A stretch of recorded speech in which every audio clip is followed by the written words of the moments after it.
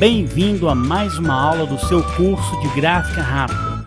Nesta aula, vamos continuar o aprendizado sobre a montagem da sua gráfica e eu gostaria de dizer que, ao contrário das outras aulas que tivemos até aqui, quando eu disse que o texto é complementar ao vídeo, mas neste módulo eu gostaria de dizer justamente o contrário. Este vídeo é complementar aos textos. É muito importante que você estude o texto, pois lá é que estão as maiores informações para que o seu negócio seja bem sucedido. Nesta aula eu gostaria de falar sobre a montagem do seu negócio de forma mais simplificada possível. Esta aula ela é interessante para quem deseja iniciar em casa, ou seja, para quem deseja montar o seu negócio em casa. Existem várias formas de se trabalhar em casa por conta própria. Como alguns exemplos, eu posso citar mini franquias, revendas de produtos, representação de produtos ou serviços. E eu conheço muitas pessoas que desenvolvem algum tipo de trabalho em casa. Muitos clientes antigos da minha gráfica desenvolviam trabalhos a partir de casa. Como exemplo, eu posso citar aqui confecções de roupas, de bolsas, confecções de bijuterias, representantes de cosméticos, pessoas que trabalham com decoração de bolo, fabricação de comida congelada. Existe uma infinidade de possibilidades para se trabalhar em casa.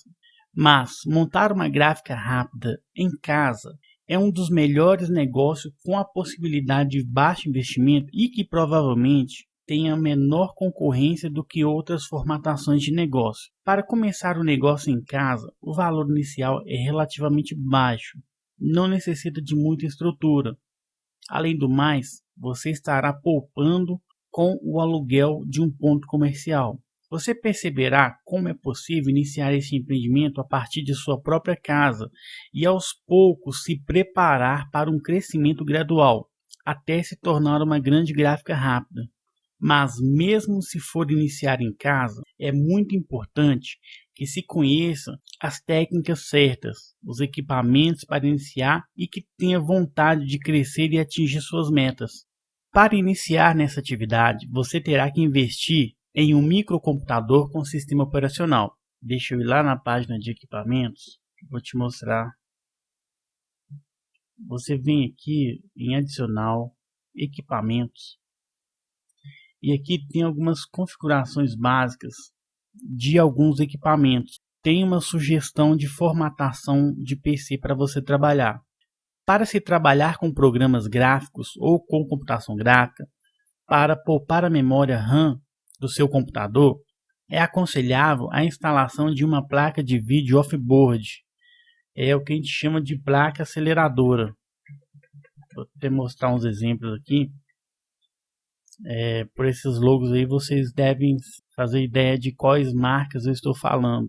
Eu não vou indicar nenhum modelo aqui, mas com certeza eu posso dizer que você deverá comprar ou uma Radeon ou uma GeForce. Dependendo do seu processador, a placa de vídeo não é necessariamente uma prioridade, mas se você tiver que processar muita informação gráfica na montagem de um layout ou no tratamento de imagem, poderá passar muita raiva com seu PC. Além deste equipamento, você terá também que instalar alguns programas, alguns softwares na sua máquina. Então eu vou citar aqui alguns softwares que serão necessários para o desenvolvimento do trabalho. Para começar, você deverá instalar um software, um programa de edição vetorial. Tem várias opções no mercado. Como vocês viram aqui, eu estou mostrando na minha tela no CorelDRAW. E além do Corel, também existe o Adobe Illustrator, que é um programa similar ao Corel. E além do Adobe Illustrator, também existe o Inkscape. O Inkscape eu não tenho ele instalado, mas eu vou entrar aqui no site para mostrar. Esse aqui é um programa open source. Mas primeiro vamos voltar lá no Illustrator, que eu queria comentar os 3 programas que eu relacionei aqui. Os profissionais de criação têm uma certa preferência pelo Illustrator, esse programa aí que vocês estão vendo, que era o da Adobe. Eu já fiz curso de Illustrator alguns anos atrás, né, e trabalho com Corel há mais de 10 anos. e eu não consegui entender esse certo preconceito que existe em relação ao Corel. Vou mostrar até o Corel aqui. O Corel, sim, é a minha opinião. Ele é um programa bem fácil de aprender, tem uma interface que ajuda bastante, principalmente as pessoas que estão iniciando. Talvez seja porque eu já esteja um pouco viciado em Corel e tenho muita facilidade de operar esse software. Algo que eu não gosto muito no Corel é que as imagens geradas ficam com a matiz um pouco diferente, mas nada que não possa ser corrigido no Photoshop ou no GIMP. E também existe a opção, como eu disse, o open source, que é o Inkscape. Existem muitos softwares free, para edição de vetor, mas o Inkscape é disparado o melhor software vetorial open source que tem aí disponível no mercado. Sinceramente, eu não tenho muita familiaridade com o Inkscape, mas eu posso dizer que não está longe dos programas pagos. Se você fizer uma pesquisa no Google Imagens, verá que os resultados são bem impressionantes. Aqui é o site do Inkscape. Então você vem aqui no site inkscape.org/pt, que é a versão em português, e aqui em transferências você faz o download aí do software. Então se você tiver Linux, vem aqui no Linux, se tiver Windows, se tiver o Mac. E para você ter uma ideia, aqui tem a comunidade, do Inkscape, e tem uma galeria. Deixa eu abrir a galeria aqui para vocês verem algumas imagens feitas nesse software. Então tá abrindo aqui, a conexão tá um pouco ruim, mas aqui já dá para a gente abrir aqui. Vou abrir essa imagem aqui. Aqui, pessoal, é para vocês verem que, como eu disse, esse software aqui, apesar dele ser gratuito, você não vai pagar nada. É um software open source. Então aqui você vê um exemplo de imagem que o Inkscape pode fazer. Então você vê que realmente não deve nada para o Corel, não deve nada para o Illustrator. É um programa muito profissional. Aqui também na comunidade você pode achar, aliás, aqui no menu aprender, você acha alguns vídeos, alguns tutoriais, livros. O problema é que a maioria deles estão em inglês. Então se você não tem familiaridade com inglês, aí você vai passar apertado. Mas se você fazer uma pesquisa lá no YouTube, você vai ver que tem muito tutorial, muita gente ensinando aí. Aqui no curso você vai aprender o CorelDRAW, e eu vou falar por que do Corel. Bom, como este curso é destinado à área gráfica, o Corel ele é um programa que foi bem aceito nas gráficas, apesar de que quando você for enviar um trabalho para impressão, ter que fechar o arquivo, ou seja, você não deve enviar o arquivo nativo de um programa, deve enviar em formato genérico.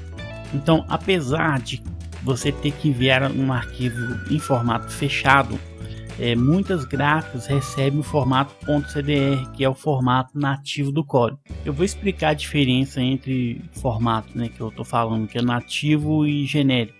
Formato nativo é um arquivo originado de um software. Então, o arquivo é nativo daquele software. Deixa eu só digitar um exemplo aqui para vocês verem. Então, por exemplo, .cdr, que é a extensão do Corel, é um arquivo nativo do Corel. .docx é um formato nativo do Word. O .xlsx, que é um arquivo nativo do Excel. Então essa é a diferença. Já os formatos genéricos são formatos que não estão vinculados a nenhum software. Por exemplo, o PNG, JPG, EPS, que é semelhante ao PDF. EPS, pessoal, é o Encapsulate PostScript. tem o Bitmap também, que é um programa, uma extensão de imagens. Então esses são formatos que abrem vários softwares, eles não estão vinculados a um software. Então a gente chama esses softwares de formatos genéricos. Então quando você envia um arquivo fechado ou em algum formato genérico, o Biro não pode fazer nenhuma alteração. Se houver alguma alteração, seja nas fontes, seja no layout, seja nas cores, o Biro tem que se responsabilizar pelas alterações e, se for preciso, até mesmo refazer o serviço. Quando você envia um arquivo aberto ou nativo de algum programa, o Biro não se responsabiliza. Por isso, a menos que você tenha muita confiança na gráfica que vai imprimir o seu arquivo, sempre envie arquivos fechados. Na aula de Corel você vai aprender mais sobre fechamento de arquivo. E então você está estranhando nessa palavra Biro. Biro é uma palavra francesa, né, que se escreve bureau, mas é a mesma coisa que gráfica. A gente que é da área costuma falar Biro, é uma palavra mais comum para quem trabalha com gráfica. Outra coisa que você também vai precisar é um programa de edição de imagens. O mais utilizado no mercado é o famoso Photoshop. O Photoshop ele dispensa apresentações, né? Mas na próxima aula nós vamos dar continuidade a esse assunto. Então até mais.